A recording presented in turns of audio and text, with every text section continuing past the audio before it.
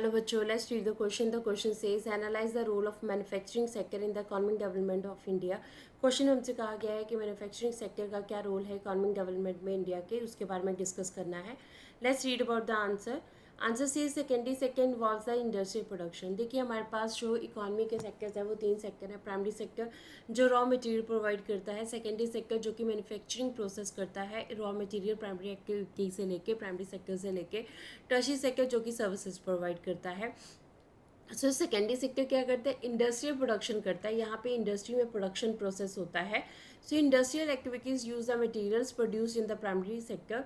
Industrial activities जो है ये उस मटेरियल को यूज़ करती हैं जो प्राइमरी सेक्टर से आता है, raw material. So in this activity employment किस creator which helps in the development of the country. देखिए हमारे पास जो इंडस्ट्रियल सेक्टर है, इंडस्ट्रियल जो हमारे पास प्रोडक्शन होती है, तो यहाँ पे क्या है कि हमारे पास एम्प्लॉयमेंट काफ़ी ज़्यादा जो है वो जनरेट होती है. तो एम्प्लॉयमेंट जनरेट होने की वजह से अनएम्प्लॉयमेंट जो है वो कम होती है और डेवलपमेंट जो है वो कंट्री का हो रहा है.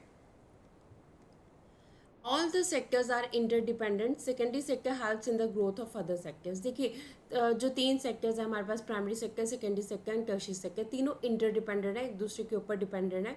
अब देखिए हमारे पास क्या है, प्राइमरी सेक्टर हमारे पास क्या करता है, ये रॉ मटेरियल देता है सेकेंडरी सेक्टर को. हमारे पास जो सेकेंड सेक्टर है इसको हमारे पास देता है रॉ मटेरियल. और टर्शियरी सेक्टर हमारे पास क्या प्रोवाइड करता है, टर्शियरी सेक्टर हमें सर्विसेज प्रोवाइड करता है. तो फर्स्ट सेक्टर हमारे पास इंपॉर्टेंट रोल प्ले करेगा क्योंकि ये क्या है, रॉ मटेरियल प्रोवाइड करेगा सेकेंडरी सेक्टर को.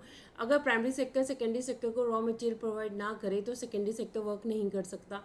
अगर टर्शियरी सेक्टर जो है वो transportation primary sector and secondary sector को प्रोवाइड ना करे तो भी हमारे पास जो है सेकेंडरी सेक्टर वर्क नहीं कर सकता क्योंकि रॉ मटेरियल जो है वो हमारे पास इंडस्ट्री तक पहुंचेगी ही नहीं. सो इसलिए हमारे पास तीनों सेक्टर जो है वो इंटरडिपेंडेंट है. इसमें सेकेंडरी सेक्टर जो है काफ़ी इंपॉर्टेंट रोल प्ले करता है हमारे पास क्योंकि चीज़ों को मैन्युफैक्चर करता है जो कि इन दोनों सेक्टर्स में भी इम्पॉर्टेंट होती हैं. अगर हम देखें तो नेक्स्ट पॉइंट हमारे पास है कि secondary sector produce goods which are helpful for primary and tertiary sector. देखिए सेकेंडरी सेक्टर हमारे पास ऐसे गुड्स को प्रोड्यूस करता है जो कि हमारे लिए प्राइमरी सेक्टर टर्शरी सेक्टर दोनों में इम्पॉर्टेंट है.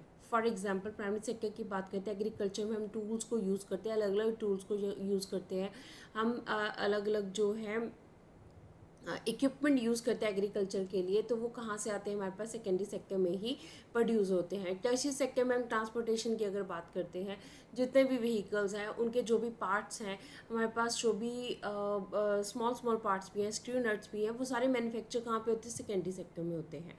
तो टर्शियरी सेक्टर एक्टिविटी कर रहा है क्योंकि सेकेंडरी सेक्टर उन्हें क्या कर रहा है, चीज़ें प्रोवाइड करवा रहा है. तो इस तरह से ये तीनों सेक्टर इंटरडिपेंडेंट है, चीज़ों को प्रोड्यूस करता है सेकेंडरी सेक्टर जो प्राइमरी और टर्शियरी सेक्टर दोनों के लिए इंपॉर्टेंट होती है. It also contributes in the GDP of the country. ठीक है, अगर जीडीपी शेयर देखें हम इंडिया का तो सेकेंडरी सेक्टर जो है 1973, 74 और 2013-14 का डाटा हम एनालाइज करें, सेकेंडरी सेक्टर जो है पहले काफ़ी कम था बट इसकी वैल्यू जो है काफ़ी ज़्यादा बढ़ रही है.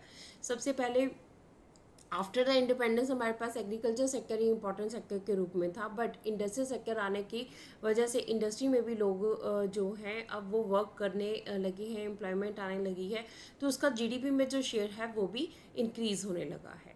So this is the answer of the question. Hope so you understood the question as well as the answer. Thank